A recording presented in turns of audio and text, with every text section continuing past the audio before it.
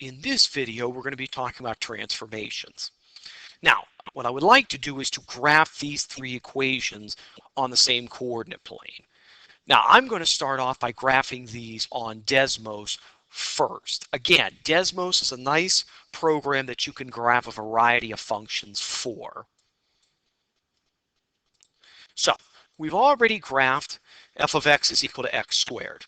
Now, if I have x squared plus 5, how is that going to be different than the original graph? Well, let's see. Moves the entire graph up 5. So, if I do f of x is equal to x squared minus 3, how is that going to be different than the original? It moves down 3. So what we are seeing here is what is called a vertical shift. So now we see these three graphs graphed on the coordinate plane here.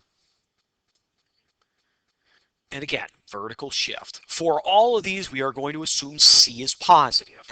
So if I have f of x plus c, then the graph is going to shift c units up and shifts the graph, if it's f of x minus c, c units down.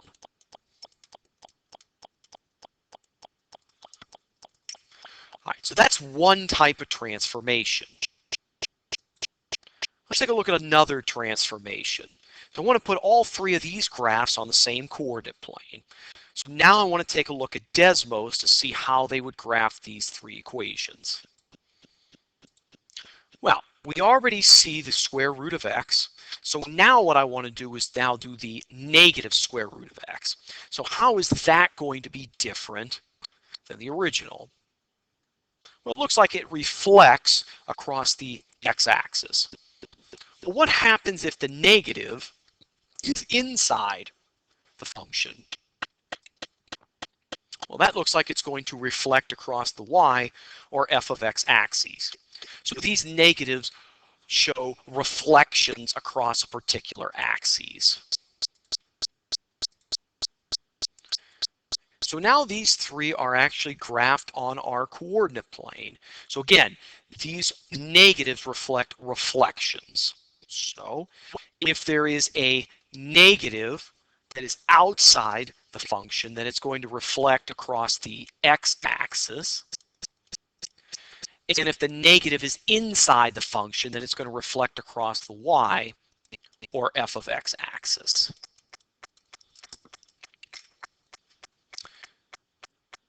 Let's take a look at another transformation then. So this time around, we want to do the absolute value of x with two other graphs I'd like to put on the same coordinate plane. So let's go back to Desmos to take a look and see what these three graphs are going to look like. So we can see the absolute value of x. Let's take a look now at the absolute value of x plus 4.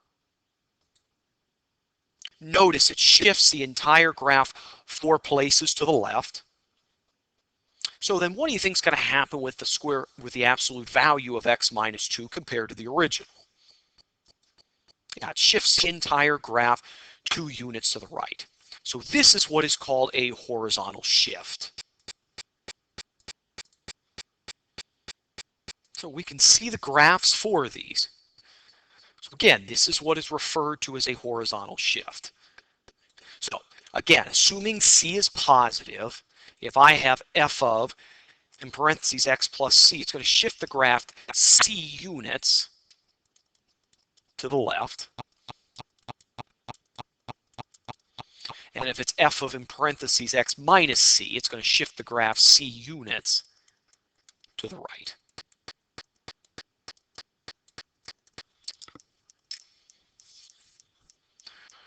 All right, let's take a look at another transformation then. So this time around, we're going to use the square root of x and two other graphs.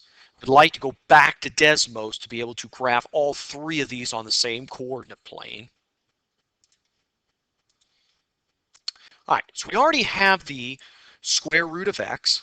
So now let's take a look at 2 times square root of x and how that is different than the original graph. Looks like it is vertically it looks like it is vertically stretching. Now, let's see what happens with 1/2 times the square root of x. Looks like that is vertically shrinking or compressing.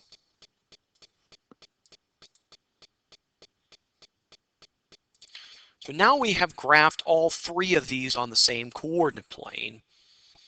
So again, this is what is called a vertical stretch or compression.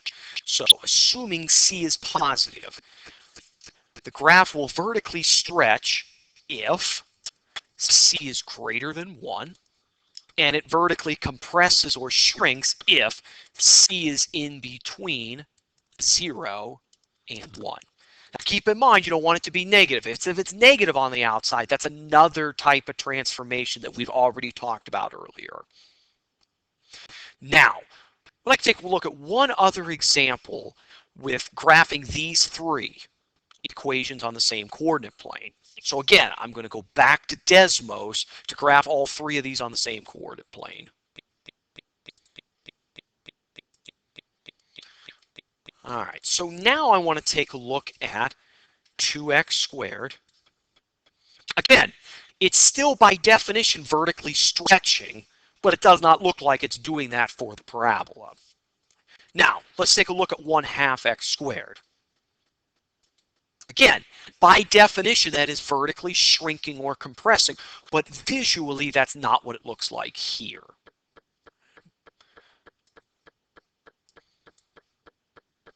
Okay, so I've already graphed all three of these on here. So again, notice the vertical stretching and compressing is different for this than the previous problem. So again, the square root, the cube root function, and rational functions will all vertically stretch and compress similarly, very similarly to not this example, but the previous example. And the absolute value and the quadratic functions will vertically stretch and compress similarly to what I just finished a minute ago. Okay, I have one more transformation I would like to take a look at. So again, I'm going to use the absolute value function to graph all three of these on the same coordinate plane. And again, I'm going to use Desmos to be able to do this. All right, so again, I've already graphed the absolute value of x. So now let's do the absolute value of 3x. So here, it looks like the graph is horizontally compressing or shrinking. Again, notice the numbers inside the function, not outside. So now let's take a look at the absolute value of 1/3 x. This is horizontally stretching here.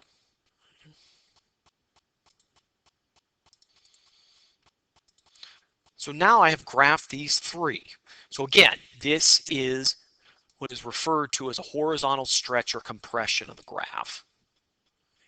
So if I'm given f of cx, it horizontally stretches if c is between 1 and 0. Again, I don't want it to be negative. If it's negative, that's another transformation we talked about earlier.